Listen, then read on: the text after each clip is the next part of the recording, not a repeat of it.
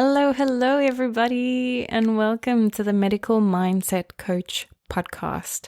My name is Star Freudenberg, and I am also known as the Medical Mindset Coach, and I am the host of this podcast. So I'm welcoming you or your wonderful ears to this episode 4 today, in which I'm going to be talking about the subject of 10 anti-inflammatory foods that are all worth knowing. So sort of to add on the next layer after the last podcast, which talks about food allergies and intolerances, I think is really, for me, was a really critical podcast episode to do in the beginning, because it's going to act as sort of a building block going forward for all the episodes that I'm going to launch.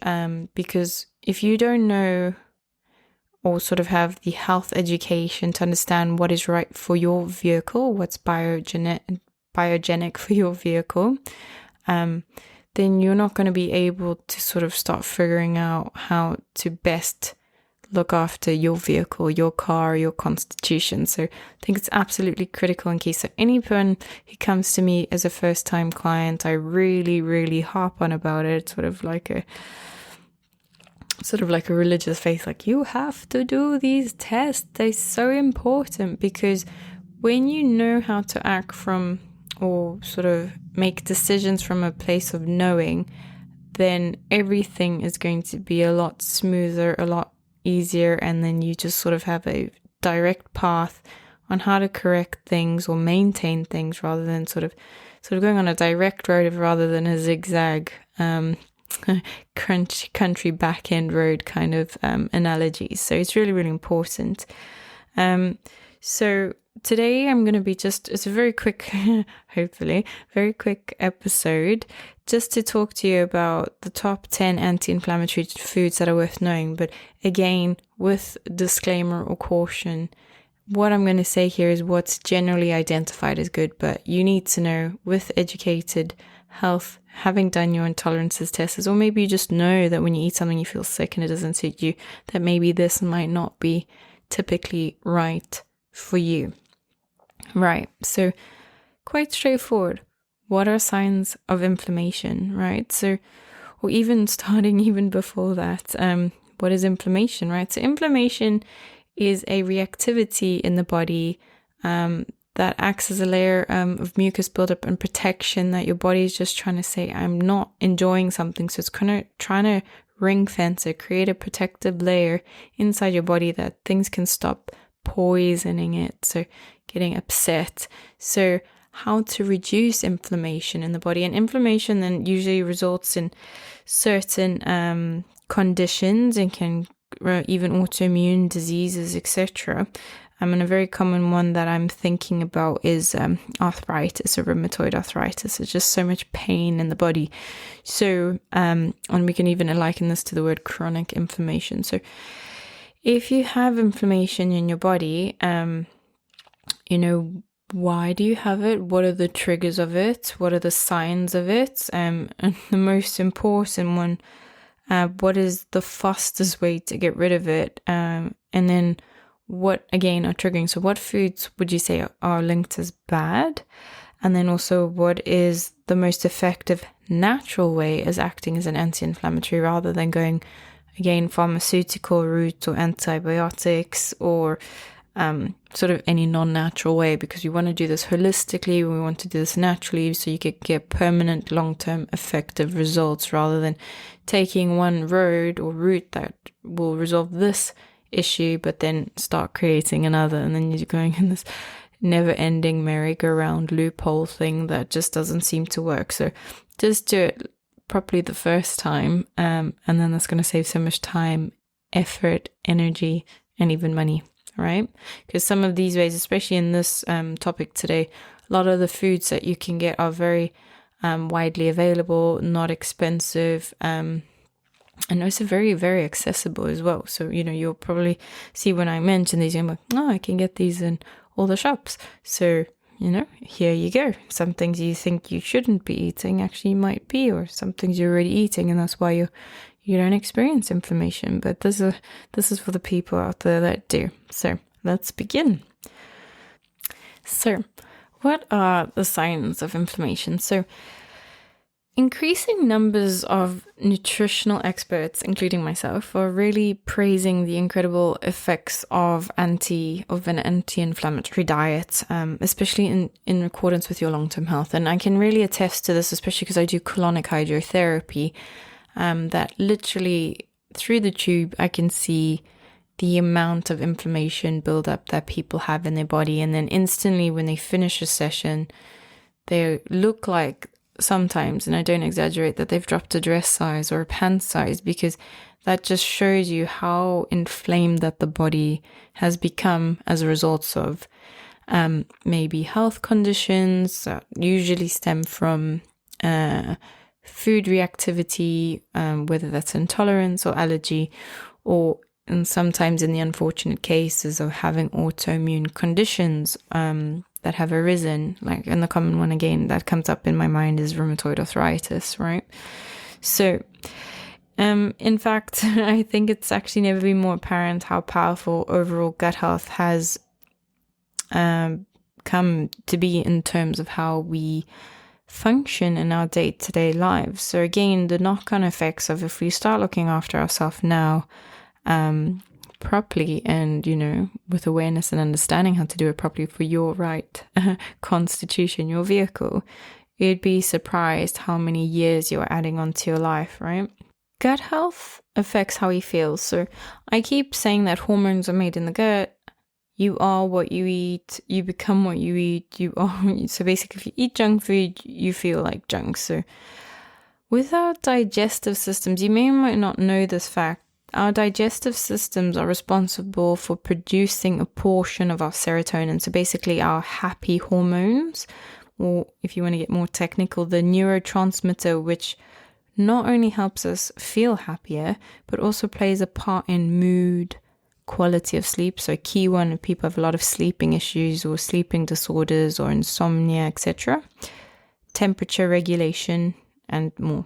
Right. So based on what I'm saying, you'd think, okay, well, then we should avoid having poor gut health, just in general, from just sort of the above things that I've said, but not only just because of trying to avoid chronic inflammation. So if we think long term, chronic inflammation may increase the risk of certain conditions, and like I said with RA, but it can also increase conditions such as diabetes, obesity, or even heart disease.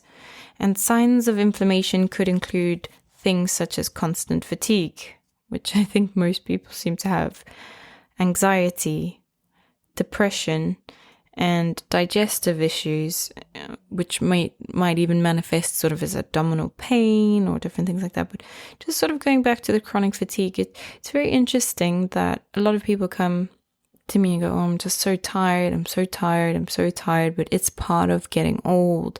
It's part of the aging process. It's not. It's just because, again, you don't know how customized your car is and how to put in the right fuel.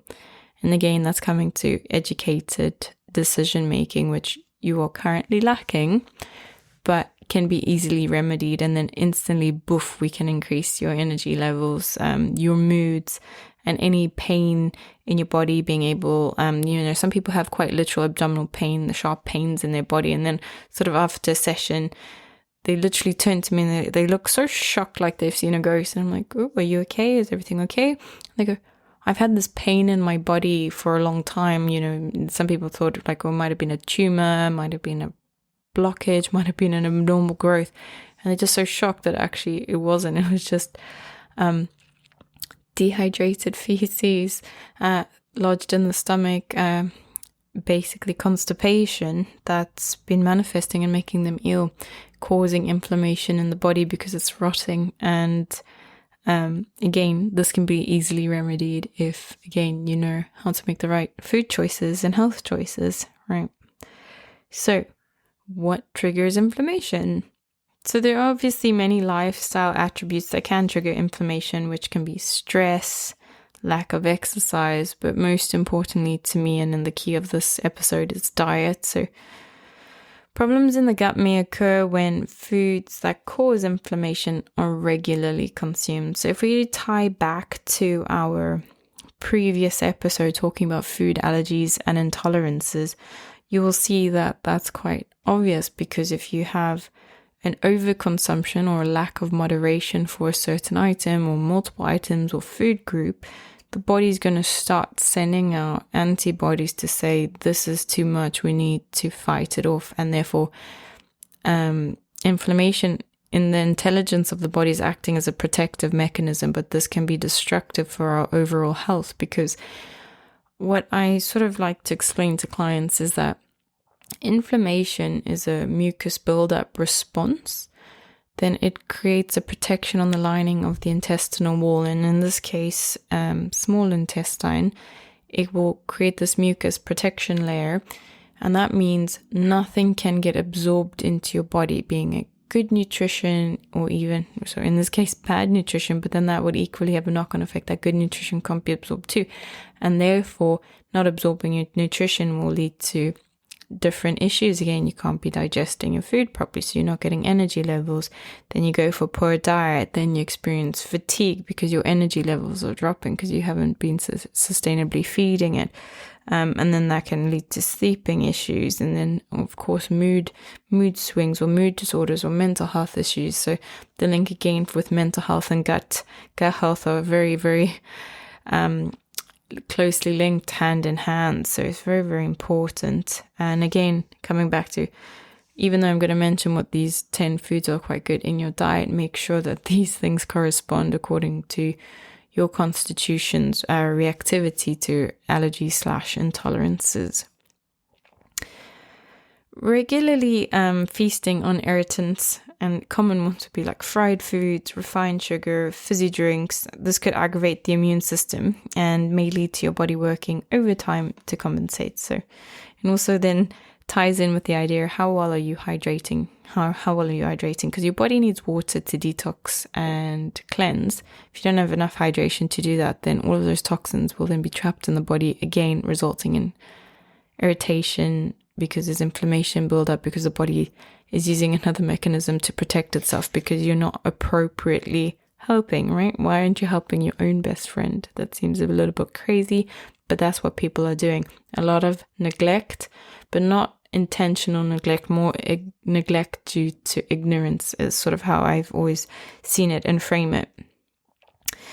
So even those eating an anti-inflammatory diet may unknowingly be increasing their risk of inflammation by eating seemingly harmless foods that they are intolerant to.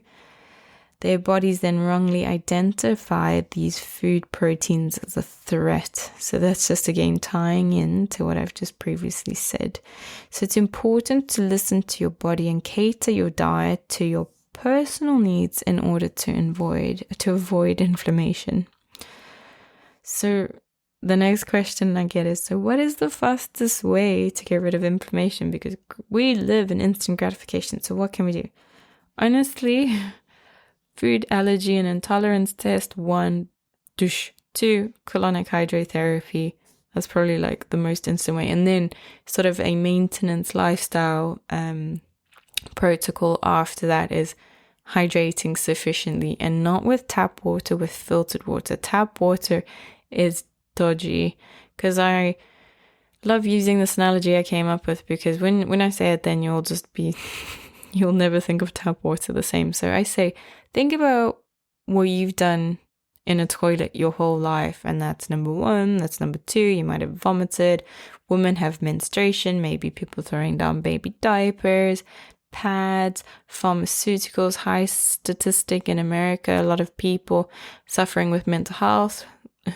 I would probably even advocate to say there's an overprescription of medication given. People think they get better, they flush their mental health medicine down the drain, thinking they're better. And actually now that they've shown in statistics that water is now laced with these mental health medications, to a point that if you start drinking the tap water as a foreigner for a consistent time, you're going to start feeling those effects of whatever it might be, depending on the county or the district. So it's quite interesting.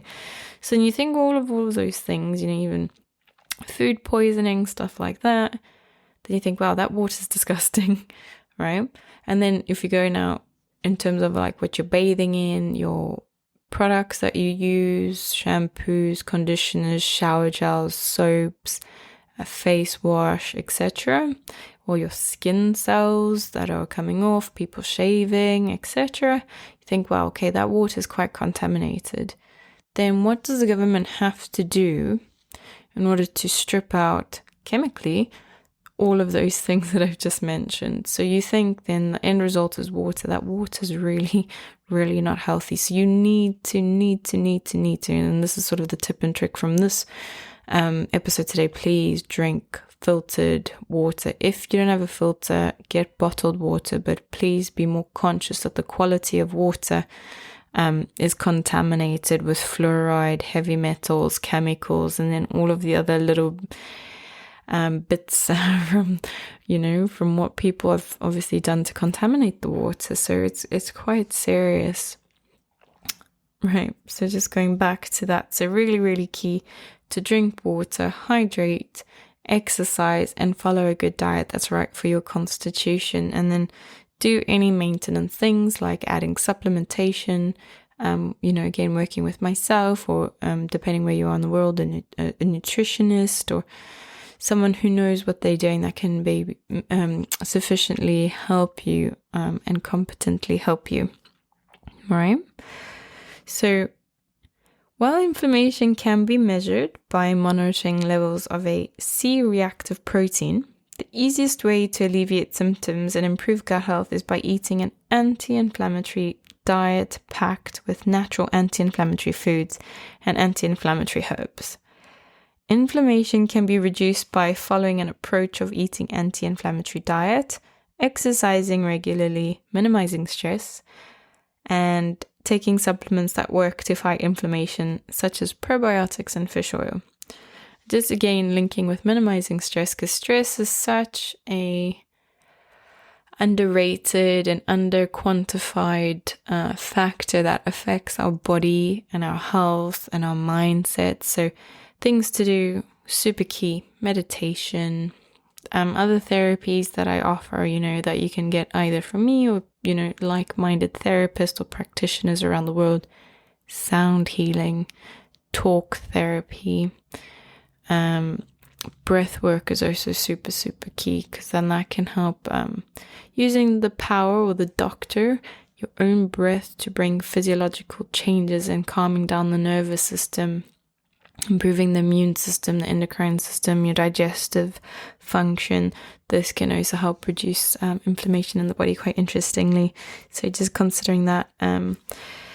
And again, it's very, very tricky, which links in with my previous episode, is what is the right diet to follow? And quite, I would say probably quite the most common that's been recommended out of the most, there's thousands of diets out there. It's quite crazy, isn't it? But there's quite popular ones that everyone would have heard of at least once in their life, like the Atkins diet, the paleo diet, the South Beach diet, no carbs diet, low sugar diet, low carb diet. It's never ending. But a Mediterranean diet is actually quite often recommended by nutritionists due to the fact that it's nutritionally dense.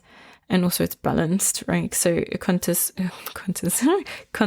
of lots of grains, a lot of fish, fats that are healthy as well. So it's quite good. So, and just again, best anti-inflammatory, just eliminate the foods that you're intolerant to, right? So what would we say are the kind of foods that are bad for inflammation? What are the inflammatory causing foods? So foods that are high in saturated fats should be avoided. And then you go, okay, what does that mean? What kind of foods? What does that mean? So we're talking dairy products. Dairy products are quite bad. Red meat and any unhealthy snack foods. So even eliminating corn, sunflower, and other oils. So sunflower oils, corn, other oils. So I always recommend to, at your home, either have coconut oil, olive oil as your two main bases. But other than that, sunflower oil is a no-go. It's really not good. Even going on to talk about margarines, really, really bad. So if you need to choose between butter or margarine, always go for butter. But ideally, if you have a dairy sensitivity or allergy, then you need to get realistic about starting to think, okay, maybe I need to just cut out these kind of things in my life in its entirety, because you got to understand it's the choice between two evils: getting yourself sick and causing a lot of inflammation and reactivity, or causing things like clogging your liver, causing liver disease, heart disease, obesity, diabetes. It's quite difficult. So maybe just go, actually, I've always said to myself that sort of the logic is like, when people go, because this is the most common thing I get in my work, is like, well, what can I eat then? I mean, everything sounds wrong. Everything sounds bad. And I think, okay, let's think like a caveman, right? So anything that's man-made is probably bad for you, because man has seemed to have become quite creative and added a lot of things. And now in today's world, in order to make foods addictive, so you keep buying it, a lot of things are laced with sugar, a lot of things are laced with preservatives to make it last longer, because it's just a strategic business tactic. A lot of things have a lot of artificial flavorings or additives that also give it better taste to make it more addictive or make it more appealing, there's more appeal to it. Again, poisonous for the body. So you just got to get realistic that it's just probably ideal to completely avoid it in its entirety, and then stick to things that are just natural. Farmers markets are incredible to go to, where, and then getting more creative and coming back to your more sort of, let's call it traditional ways, that making food, making it together, because there's something really special in when you prepare your own food. There's a certain energy that you put in, made with love is a common expression, but that powerfully also influences the food and the quality of the food and the taste of the food as well. And that's why when people go, I can feel this is made with love, it's because quite literally you're adding an extra, let's say, non-tangible ingredients into the mix or the recipe. But that's why some foods can taste better. And so if you're in a bad mood, better not to make food, because you're going to be putting that bad energy into the food as well. But idea is, if you think, should I eat this? You think, is it man-made? Because probably what could have been put inside it? Probably not that great. So best always to try cook from scratch.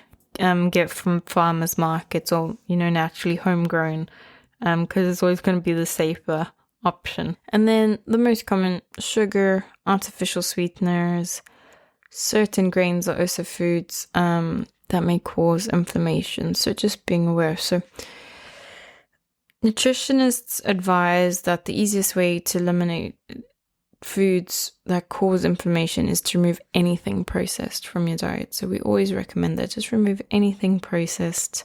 Again, like I said, going back to the analogy, be a caveman, go old school. That's usually better and healthier. And even now, step forward, please try and get it as organic as possible too, because of the insecticides, pesticides, fungicides, because that have carcinogenic effects, as well as can create birth defects. Just things are not really safe anymore. And it just makes me sort of go like, whoever thought it was okay to think that we should put chemicals on our food, and now this become a socially acceptable practice. It's just mad. Yeah, and again, just harping back on food allergies and intolerance, it's really important to identify your trigger foods, because everyone really has a unique food fingerprint. So what's good for you might not be good for me, as equally as what's good for me is not good for you. So yeah. So I think here's the golden nuggets now. So what is the most effective natural anti-inflammatory foods and herbs that are actually worth knowing? So drum roll. All right, number 1, ashwaganda. So alongside food intolerances and eating anti-inflammatory foods, stress can be a huge factor when it comes to inflammation. So this ancient anti-inflammatory herb called ashwaganda, which is used in both Chinese and Ayurvedic medicine, so Chinese and Indian medicine, has been found to help reduce negative side effects or negative effects of stress. It increases the body's ability to reduce cortisol levels and lessen chronic inflammation. So for those who don't know what cortisol means, cortisol is basically the stress hormone that is in your body that gets excreted out your adrenals. So hence when you go, I have adrenaline, that's really, really powerful. So also if you have a lot of stress in your body, a very, very powerful supplement to add to your diet would be magnesium. So I always advise patients to take it 1 hour before bed. I prescribe it in a powder format rather than a tablet because it goes straight to the bloodstream. And then that will really, really help reduce your cortisol levels. And then you can get to sleep much better, get better quality of sleep. And then that helps equally to boost serotonin building levels in your body. So then that can help with your moods, obviously in your day-to-day practices. Okay, number 2, ginger. So ginger is known to reduce nausea, vomiting, but it also serves as another holistic purpose. So high in gingerol, it is a strong anti-inflammatory. So add ginger to your food as an anti-inflammatory herb or drink ginger tea to aid in your anti-inflammatory diet. So it's really, really nice. You can get fresh ginger. I know a lot of people get this ginger tea and stuff like that. Not a very big fan or advocate of it. So very Asian inspired. It's used in a lot of Asian cooking dishes. Garlic, ginger. It's very, very good. But if you get it in its fresh form, you can grate it down, make it in a tea, add it into your diet. Some people get ginger sweets, this kind of thing, but in this case, just avoiding sugar in its entirety is much better. It can be very, very powerful. And again, it's a very powerful property that if you have nausea, you're feeling ill, good to drink it. So in this case, good to, for anyone out there who's pregnant or is someone with someone who's pregnant, this is a very natural way that if you're experiencing morning after sickness, things like that, and you can't take anything now because you have to be aware as you are with baby, ginger tea is a very, very good natural way in order to help soothe that. Okay, next one, blueberries. So blueberries have like a very big status. And I mean, you think blueberries, you think of the word superfood, right? So, because they have a really incredibly high level of phytoflavonoids or antioxidants and vitamin C. So there's a powerful combination that can help combat stress in the body. And again, that powerful natural anti-inflammatory. Next one. So I'm going to say this one with caution, is broccoli. So again, a lot of people with IBS or bloating, gas, any issues like that called irritable bowel syndrome, it's more ideal to follow something called a low FODMAP diet, and something that increases your FODMAP is broccoli. So I say express with caution. So some people are quite gaseous with broccoli, but it can, again, with typical diet, be extremely good for you, right? So research has shown that the antioxidants within broccoli works powerfully against against inflammation in the body. So again, it's a very natural anti-inflammatory food with rich in many things such as minerals, vitamins, fiber, and it's making it a nutritious addition to any meal, especially for people who are following a diet that's vegetarian-based or vegan-based, plant-based, who are also looking for alternative protein sources. Okay, next one is cinnamon. So cinnamon, it's a very interesting one. I absolutely adore and love cinnamon, and I've noticed it's one of those things. Some people love it, some people hate it, but it is so good for you. And also another trick to help stimulate or increase your fat burning throughout the day is to have a glass of water with some cinnamon, like sort of half a teaspoon in the morning, and down it. That can help boost your metabolism and therefore boost your fat burning capabilities when you ingest it. But it's very, very powerful to act as an anti-inflammatory herb. It's a good anti-inflammatory, has anti-inflammatory properties. And there's so many ways you can incorporate it into diet. It's very common if you go to like a barista, topping it on top of your coffee. You can put it in your foods like in oatmeal. You can have it on like healthy pancakes, etc. So it's very, very wonderful. But then it's also used in a lot of different cookings, a lot of inspired in terms of Indian dishes as well. So you can find it in a lot of things. But it is very high in taste. And interestingly, it originates from trees that grow abundantly in Asia. So it's a sweet spice, but it's also powerful because it's an antimicrobial, and it's as well as potent in its anti-inflammatory properties, which I've said. So again, just really, really, really helpful to reduce stress. There's even cinnamon tea. And just linking in with tea again, I just want to be quite... create awareness. Tea bags are very toxic. They're bleached and they're full of chemicals as well. So if you're ever going to do teas, either do things fresh where you either grate it or cut it or whatever you have to do to it, or equally if you buy it in shops, try always opt for loose leaf. Yes, things are more expensive, but what is the price of your health? Yeah. Next one is olive oil.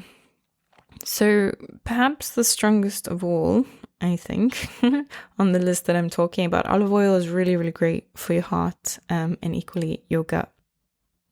So it contains antioxidants and oleocanthal, which are powerful antioxidants resulting in powerful anti-inflammatory properties that can make it such a beneficial food for an anti-inflammatory diet. So olive oil, you can cook with it, you can do sort of as a dressing on top, whether it's on salad or maybe freshly steamed vegetables, just sort of to add a bit of sauce or flavor, because the oleocanthal gives that sort of taste or sensation that you can feel when you it's sort of that people are liking it to sort of like a burning sort of sensation if you drink it raw in its raw form. So all you need to know when you drink and you feel that burning sensation, then you know, okay, that's good, because that means it's got its anti-inflammatory properties. And interestingly, the oleocanthal has also got effects that's been likened to ibuprofen. Can't say this word, don't like pharmaceuticals. But actually in its most natural state. So it's very, very powerful in helping. So next one. Spinach. Spinach, of course, is that leafy green, and it's very, very powerful because it's one of the most popular and commonly known foods out there, and I think accessible in terms of all cultures as well, in terms of cooking. So it's a very, very, very versatile vegetable because it can be consumed in smoothies, which is what I do, salads, or on any side of any meal. So it contains high levels of water-soluble vitamins and minerals, phytonutrients and flavonoids, omega-3s, carotenoids. I know it's very, very powerful for getting, in terms of for vegan-based diets or vegetarian-based diets, very high in iron as well.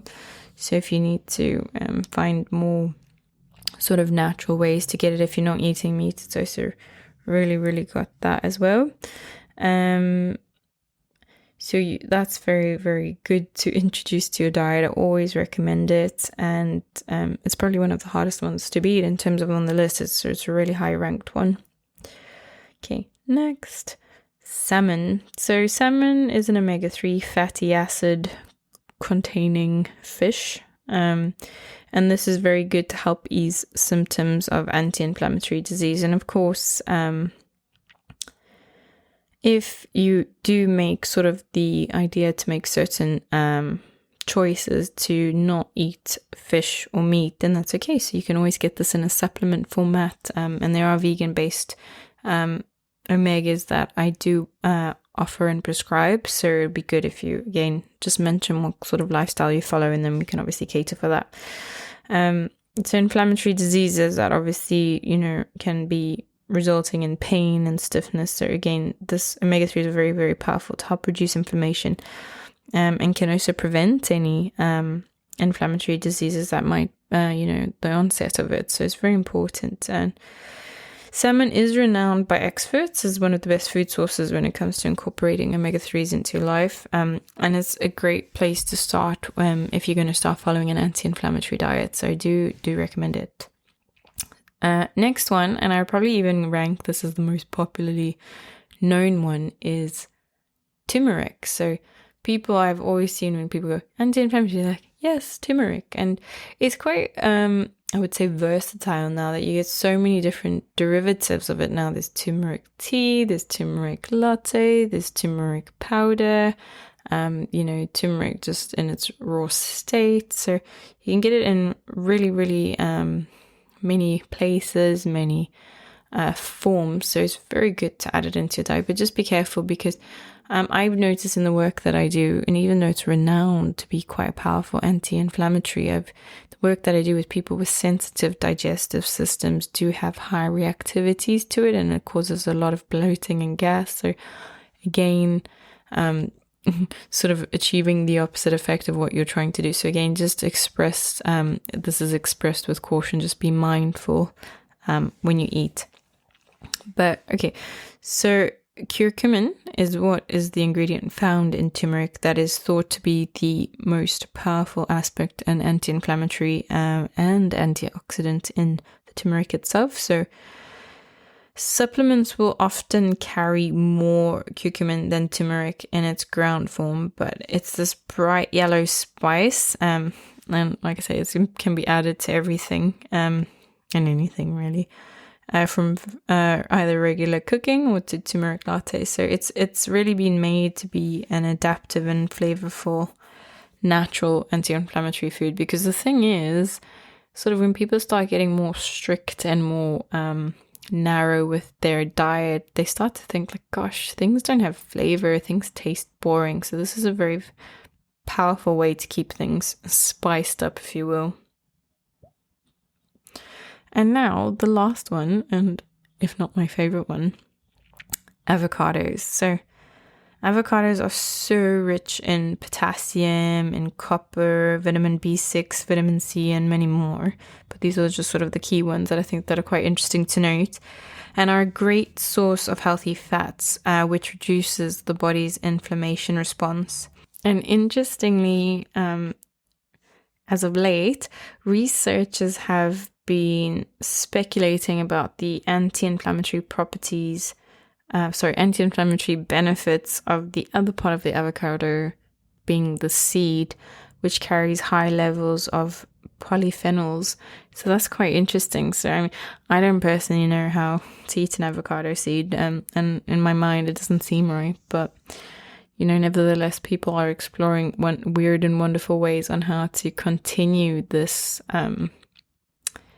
hunt to find better foods that are more effective to reduce inflammation. But really what it boils down to is finding the right foods for you and your constitution, then doing some detox protocols on how to eliminate and get out what has been in your body for a long time, and to declog the arteries and the pores and the bile ducts, and break down fats or anything that's sort of been stuck there and gunky for some time, and even constipated, buildup of old feces that have been sitting in the body for some time, or undigested food.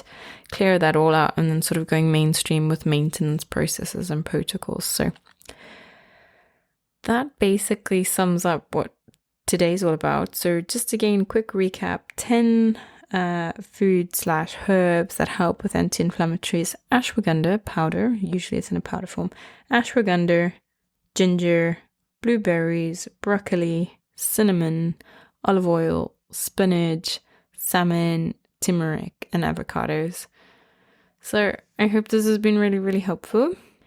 And maybe this is something that you might find to incorporate in your own diet, or maybe in those loved ones' diets that you maybe your mum or the father looking after a family, or maybe it might be your mother or grandmother or someone else that you can find that may benefit from just incorporating certain foods that are quite simple, easily available from the shops into their diets to really help them with certain issues that they might be experiencing. And again, symptoms might link in with the previous podcast about what's coming up, if it's bloating, diarrhea, constipation, weight gain, headaches, brain fog, skin reactions, skin breakout, cellulite, so many things. So simple tips and tricks just to try and incorporate these basic things into your diet that will improve your energy levels, and then also make you feel good, because that's the most important thing, is you want to feel good in your body. All right, so we're going to wrap it up for today. So my name is Star Freudenberg. I'm the medical mindset coach, and thank you so much for listening. And again, please like and subscribe to this, or when I launch new episodes.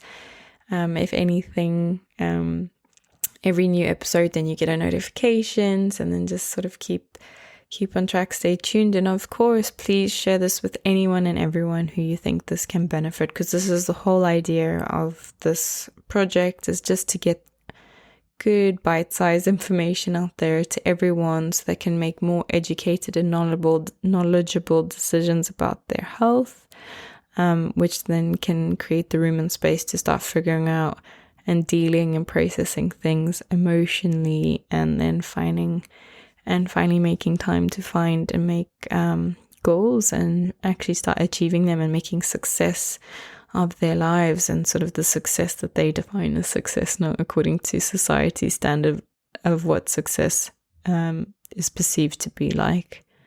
All right, so over and out. Thank you so much for listening today. Always served with love, light, and gratitude.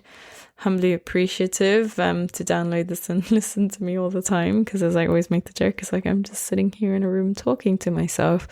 So yeah, I'll catch you soon for the next episode. So I'm over and out. This is the Medical Mindset Coach. Wherever you are in the world, I hope you have a great day, morning, evening. Bye.